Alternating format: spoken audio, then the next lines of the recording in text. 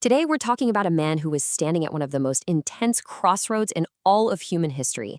He was a figure of immense power, and he was caught between a brutal empire, a deeply held faith, and a movement that would change the world. We are, of course, talking about Joseph Caiaphas, the high priest who judged Jesus. But here's the thing. Our story doesn't actually start 2,000 years ago in some Jerusalem palace. No, it starts much more recently, with a discovery that literally pulled a name straight out of the Bible and proved it was real, tangible history. You see, while you hear about a lot of figures in the New Testament, Caiaphas is one of the very, very few whose actual existence has been proven by archaeology. So this isn't just about faith or scripture. We're dealing with someone we can prove walked the earth. And this confirmation, it happened in 1990. I mean, think about that. For almost 2,000 years, he was a character in a story. Then, just a few decades ago, some construction workers in Jerusalem accidentally break into a tomb, and everything changes. So, inside this tomb, they find these things called ossuaries.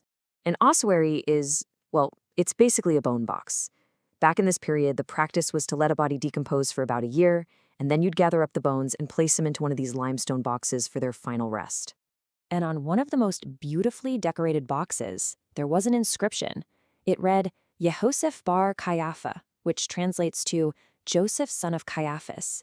Inside, the bones of a man about 60 years old. Just like that, the high priest from the Gospels wasn't just a name anymore. He was real. So, who was this man, now confirmed by stone and bone? To get a handle on Caiaphas, you have to understand his world. He wasn't just a religious leader, not by a long shot. He was a master politician, and he was playing a very, very dangerous game. This timeline right here tells you almost everything you need to know. Caiaphas was high priest from AD 18 all the way to 36. That's 18 years! In an era when Rome would hire and fire high priests whenever they felt like it, a term that long is it's astonishing. It proves he was an absolute expert at keeping his Roman bosses happy. And, he wasn't doing it alone. The whole power structure in Judea was pretty complex. His father-in-law, Annas, was a former high priest who still pulled all the strings. You could say Annas was the real power broker, working behind the scenes, while Caiaphas, his son-in-law, was the official public face of the priesthood. It was a true political machine. And this really highlights how his job was so much more political than religious. I mean, look at this list. He was basically the chief administrator for an occupied nation. And his number one directive from Rome was brutally simple. Keep the peace. Prevent any and all uprisings that might disrupt Roman rule. And that brings us to the crisis that would end up defining his entire legacy. This growing movement around a charismatic preacher from Galilee named Jesus. So what was he really afraid of? At first, it probably wasn't blasphemy. No. His fear was political. He saw the huge crowds Jesus was drawing, heard all the talk about him being a king, and he saw a powder keg ready to explode. If this movement spiraled out of control, Rome would step in, and their response would be swift, brutal, and absolutely devastating for everybody. And this one quote from the Gospel of John, it just lays his entire strategy bare. This is Caiaphas the pragmatist, Caiaphas the politician.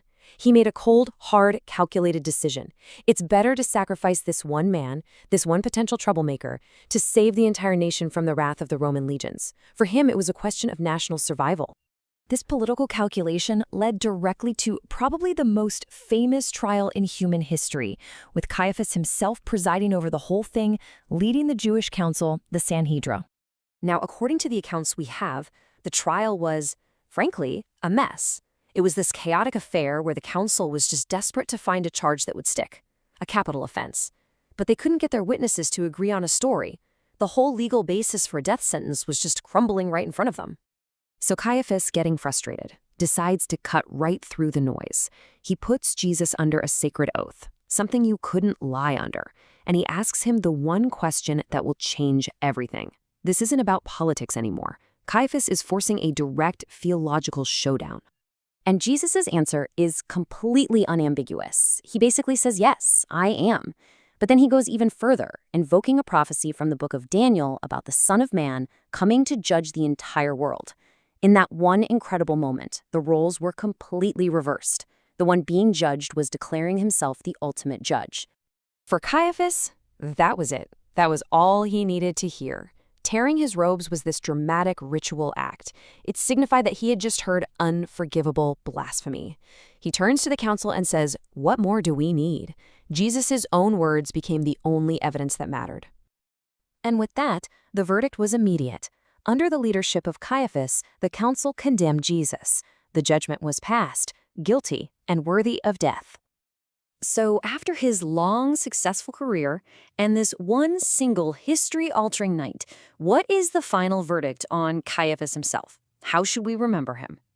Well, his legacy is just incredibly complex, isn't it? Was he just a cynical politician trying to hold on to power at all costs? A religious bureaucrat protecting the status quo? A patriot making an impossible choice to save his people? Or was he simply the villain of the story? The truth is, he was probably all of those things at once. And that really leaves us with the ultimate question. When you look at what he did, but you see it through the eyes of a national leader trying to stop a brutal, occupying empire from crushing his people, does that change how you see the story?